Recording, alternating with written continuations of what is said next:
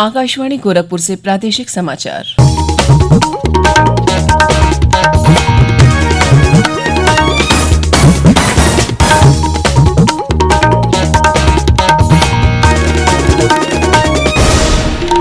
नमस्कार, समाचार बुलेटिन के साथ में शिवानी अरोरा। पहले मुख्य समाचार।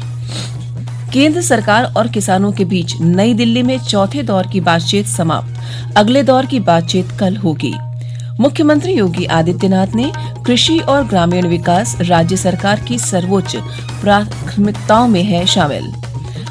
मुख्यमंत्री ने कहा, सरकार जनता को गुणवत्तापरक चिकित्सा सुविधा उपलब्ध कराने के लिए है प्रतिबद्ध।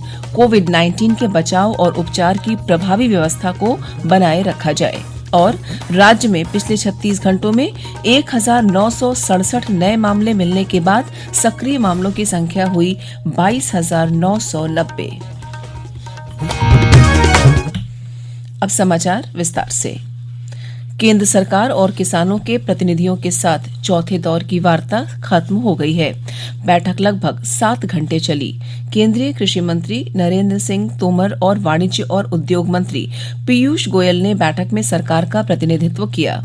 बैठक के बाद कृषि मंत्री नरेंद्र सिंह तोमर ने आश्वासन दिया कि सरकार किसानों के सभी मुद्दों और शंकाओं पर चर्चा के लिए तैयार है। श्री तोमर ने कहा कि बैठक बहुत ही सकारात्मक माहौल में हुई। बहुत ही सौहार्द वातावरण में चर्चा हुई। यूनियंस के लोगों ने अपना पक्ष रखा और सरकार ने भी अपना पक्ष रखा। चर्चा में सामान्य तौर पर कुछ बिंदु निकाले गए हैं जिन पर किसान यूनियन की चिंता मुख्य रूप से है।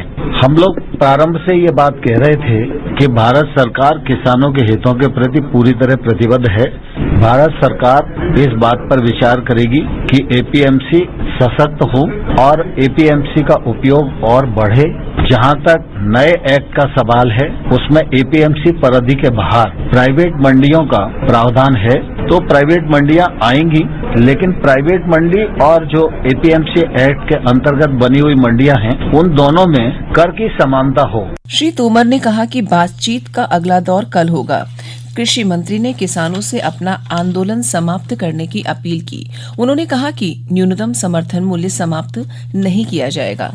और एक बात और चलाई जा रही है कि नए कानून के वजह से छोटे किसान की जो जमीन है उसको बड़े लोग हथिया लेंगे। वैसे तो एक्ट के जो प्रावधान हैं उसमें किसान को पूरी तरह सुरक्षा प्रदान की गई है। कोई भी किसान की जमीन की लिखा पढ़ी नहीं कर सकता है, इस बात का प्रावधान एक्ट में ही है। लेकिन फिर भी लोगों की शंका है, तो शंका का निवारण करने के लिए सरकार तैयार है। एमएसपी के मामले में लोग शंका की दृष्टि से देखते हैं, लेकिन मैं फिर यह कहना चाहता हूं कि एमएसपी चल रही थी, एमएसपी चल रही है, आने वाले कल में भी चलती रहेगी। बैठक में 32 किसान संघों के 40 प्रतिनिधियों ने भाग लिया। मुख्यमंत्री योगी आदित्यनाथ ने कहा है कि कृषि और ग्रामीण विकास प्रदेश सरकार की सर्वोच्च प्राथमिकताओं में शामिल है। उन्होंने कृषि, किसान कल्याण और ग्राम्य विकास से जुड़े कार्यों के संचालन में और तेजी लाने के निर्देश दिए। मुख्यमंत्री कल लखनऊ में एक उच्च स्तरीय बैठक में विभिन्न विभागों की समीक्षा कर रहे थे। उन्होंने सहकारी समितियों को सुदृढ़ बनाकर उनके माध्यम से किसानों के लिए बीज और खाद जैसी जरूरी कृषि निवेशों की सुगमता व्यवस्था सुनिश्चित करने के निर्देश दिए। मुख्यमंत्री ने कहा कि बुंदेलखंड और विंध्य क्षेत्रों में पेयजल उपलब्ध कराने के लिए हर घर नल परियोजनाओं को प्राथमिकता पर पूरा किया जाए। उन्होंने खुले बोरवेल को सुनिश्चित बनाने की कार्यवाही करने को कहा। मुख्यमंत्री ने कहा कि केंद्र सरकार द्वारा आरंभ की गई गोबर धन योजना को राज्य में लागू करने के लिए परियोजनाएं तैयार की जाएं। उन्होंने किसानों को धान खरीद का भुगतान 72 घंटे के अंदर करने के भी निर्देश दिए। मुख्यमंत्री ने कहा कि लोगों को ज्यादा से ज्यादा रोजगार उपलब्ध कराने के लिए आवश्यक प्रभावी कार्रवाई निरंतर जारी रखी जाए। उन्होंने कहा कि जनपद स्तर पर जिला सेवा योजना अधिकारी को जिम्मेदारी देते हुए पोर्टल के माध्यम से रोजगार उपलब्ध कराने की व्यवस्था को प्रभावी और सुनिश्चित किया जाए। प्रादेशिक समाचार आप आकाशवाणी गोरखपुर से सुन रहे हैं। मुख्यमंत्री योगी आदित्यनाथ ने कहा है कि राज्य सरकार द्वारा ऋण मेलों के आयोजन से सूक्ष्म लघु और मध्यम उद्यम क्षेत्र में लगभग 25 लाख रोजगार के अवसर पैदा हुए हैं। उन्होंने कहा कि सरकार के प्रयासों से सूक्ष्म लघु और मध्यम उद्यम की 15 इकाइयों ने अपने को बॉम्बे स्टॉक एक्सचेंज में सूचीबद्ध करा लिया है।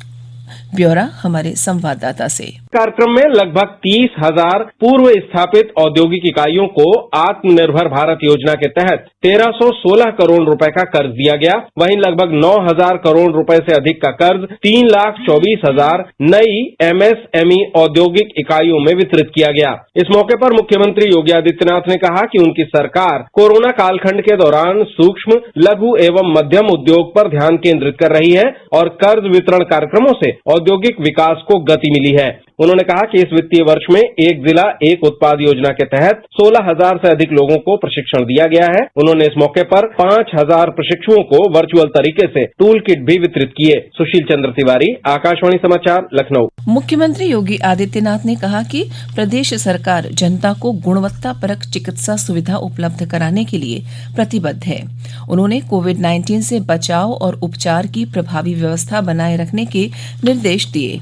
उन्होंने कहा कि जनपद लखनऊ, कानपुर नगर, मेरठ, आगरा और वाराणसी पर विशेष ध्यान दिया जाए।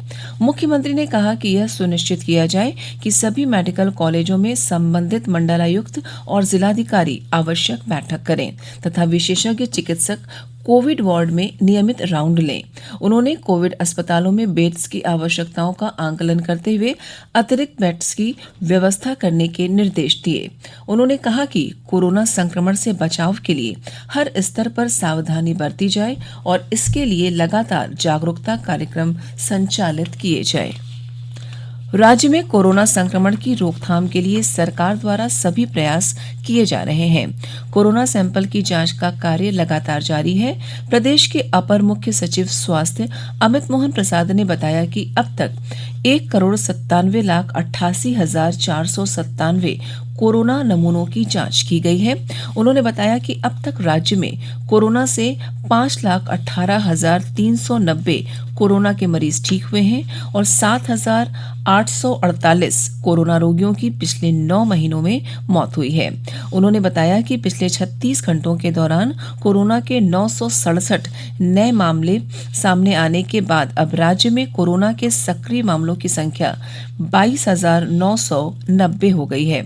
उन्होंने बताया कि 10,846 मरीज होम आइसोलेशन और 2,124 मरीज निजी अस्पतालों में इलाज करा रहे हैं। उन्होंने कहा कि जिन लोगों के पास होम आइसोलेशन की सुविधा उपलब्ध नहीं है, वे सरकारी अस्पतालों में इलाज कराएं, जहां कोरोना का सारा इलाज निःशुल्क होता है। प्रदेश के ऊर्जा मंत्री श्रीकांत शर्मा ने यूपीपीसीएल के अध्यक्ष को निर्देश देते हुए कहा कि वे आगामी गर्मियों को देखते हुए यह सुनिश्चित करा लें कि प्रदेश में कहीं भी ट्रिपिंग न हो। उन्होंने कहा कि इसके लिए जो भी आधारभूत सुविधाएं या तकनीकी आवश्यकताएं हों, उन्हें समय से पूरा कर लिया जाए। श्री शर्मा कल लखनऊ में ऊर्जा विभाग की समीक्षा कर रहे थे। उन्होंने कहा कि यूपीपीसीएल अध्यक्ष डिस्कॉम्स के सभी प्रबंध निदेशक और निदेशक क्षेत्रों में जाएं और उप केंद्रों की मॉनिटरिंग करें। यह सुनिश्चित किया जाए कि उपभोक्ताओं की शिकायतों का समय से निस्तारण हो।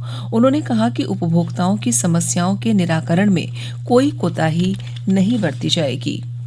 और अंत में इस बुलेटिन के मुख्य समाचार एक बार फिर। केंद्र सरकार और किसानों के बीच नई दिल्ली में चौथे दौर की बातचीत समाप्त। अगले दौर की बातचीत कल होगी। मुख्यमंत्री योगी आदित्यनाथ ने कहा, कृषि और ग्रामीण विकास राज्य सरकार की सर्वोच्च प्राथमिकताओं में है शामिल। मुख्यमंत्री ने कहा, सरकार जनता को गुणवत्तापरक चिकित्सा सुविधा उपलब्ध कराने के लिए है प्रतिबद्ध। कोविड-19 के बचाव और उपचार की प्रभावी व्यवस्था को बनाए रखा जाए। और राज्य में पिछले 36 घंटों में 1,967 नए मामले मिलने के बाद सक्रिय मामलों की संख्या हुई 22,990। इसी के साथ प्रादेशिक समाचार समाप्त हुए। नमस्कार।